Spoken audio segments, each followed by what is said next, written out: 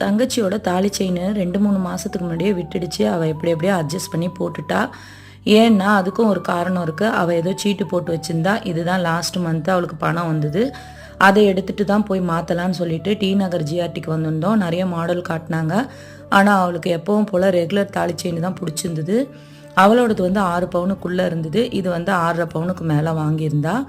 அவள் போட்டுட்டு இருந்தது லலிதா ஜுவல்லரியோட பழைய செயின். அதனால் அந்த கடையோடதுன்றதுனால 1 கிராம் கழிச்சிட்டாங்க. கிட்டத்தட்ட அவள் எடுத்த செயினுக்கு 47,000 ரூபா வேஸ்டேஜே வந்ததுங்க.